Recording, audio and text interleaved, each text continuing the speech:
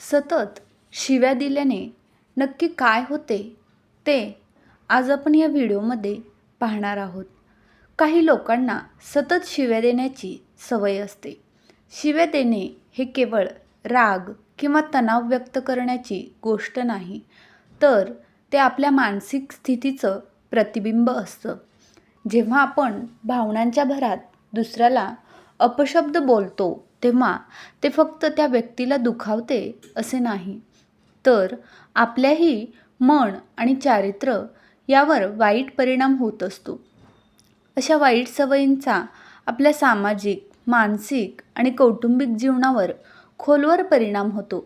शिव्यांचा वापर म्हणजे संवादाचा एक वाईट मार्ग आहे, जो आपल्याला इतरांपासून दूर नेतो, आपली प्रतिष्ठा कमी करतो आणि नात्यामध्ये अंतर निर्माण करतो.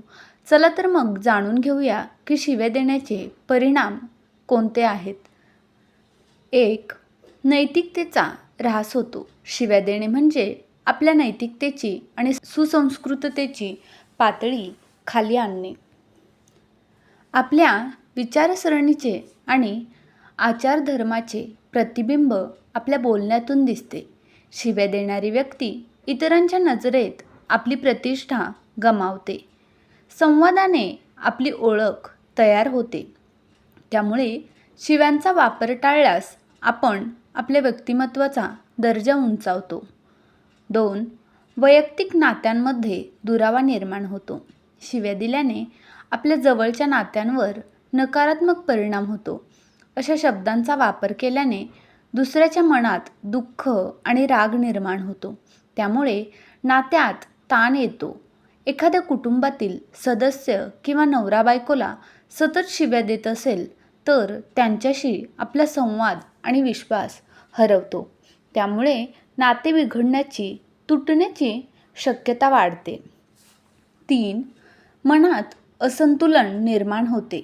शिव्या देणे ही नकारात्मक भावनांची बाहेर पडण्याची पद्धत असते.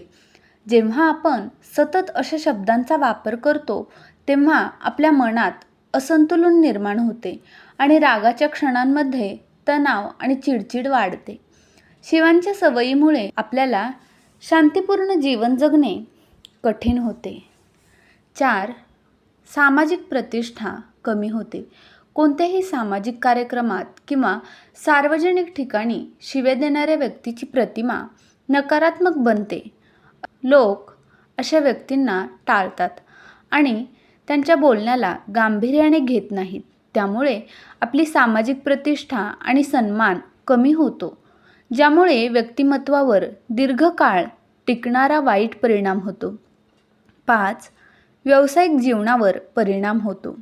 शिव्या देणे हा व्यक्तीचा व्यावसायिक जीवनावर देखील खूप परिणाम करत असतो. एखाद्या कार्यालयात किंवा व्यावसायिक ठिकाणी शिव्या वापरल्यास आपल्याबद्दलचा आदर कमी होतो. अशा वागणुकीमुळे आपल्याला जबाबदाऱ्या किंवा पदोन्नती मिळणे अवघड होऊन जाते. शिवाय इतर सहकाऱ्यांसोबतची आपली मैत्रीसुद्धा तुटू शकते. 6.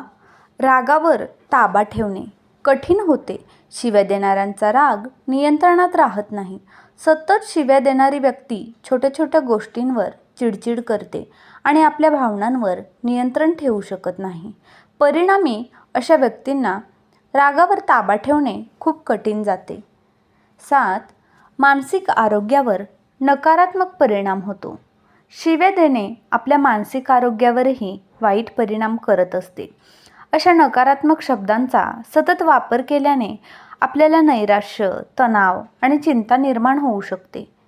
8. शांततेचा अभाव निर्माण होतो. शिव्यांचा वापर आपल्यामध्ये आणि आपल्या भोवतालच्या वातावरणात अस्थिरता निर्माण करतो.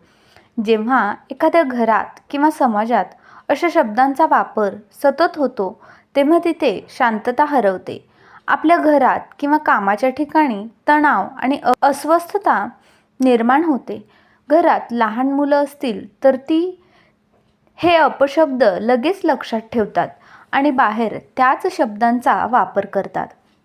शिव्या देत असताना त्या व्यक्तीच्या शरीरात अनेक नकारात्मक आणि रासायनिक बदल घडत असतात, ज्यामुळे मानसिक आणि शारीरिक आरोग्यावर त्याचा परिणाम होतो.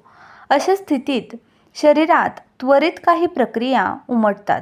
शिव्या देण्याच्या वेळी राग आणि तणावाच्या तीव्रतेमुळे शरीरात कार्टिसोल आणि एड्रेनालिन या तणावसंबंधित हार्मोन्सची पातळी वाढते. हे हार्मोन्स पुढील परिणाम घडवतात. 1. हृदयाची गती वाढते. रक्तदाब आणि हृदयाचे ठोके वाढतात, ज्यामुळे रागाच्या वेळी हृदयावर अधिक तणाव येतो. रक्तदाब वाढतो. उच्च रक्तदाबामुळे दीर्घकाळात हृदयविकार होण्याची शक्यता वाढते. 2. न्यूरोट्रान्समीटर्सचे असंतुलन.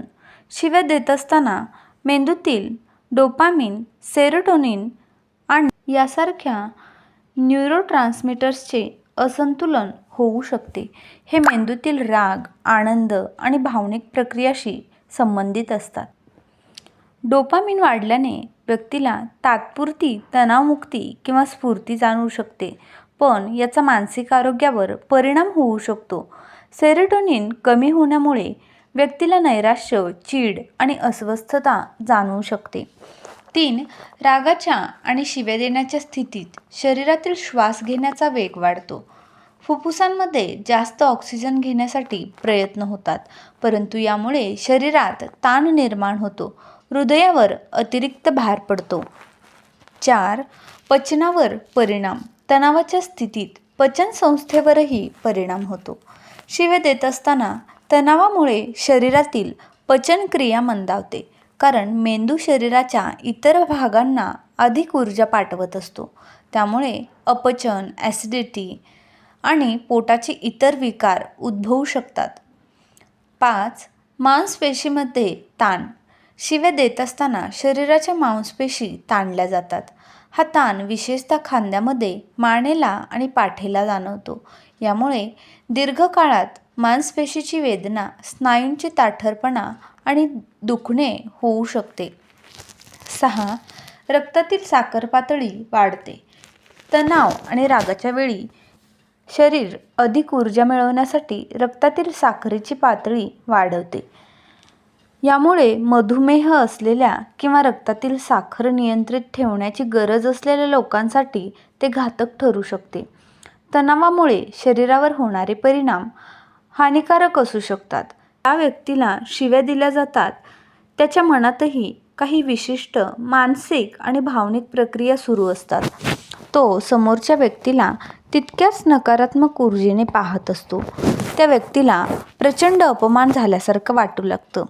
त्यातून त्याच्यात अस्वस्थता निर्माण होते, ज्यामुळे त्या व्यक्तीला राग, दुःख किंवा नकारात्मक भावना येऊ शकतात.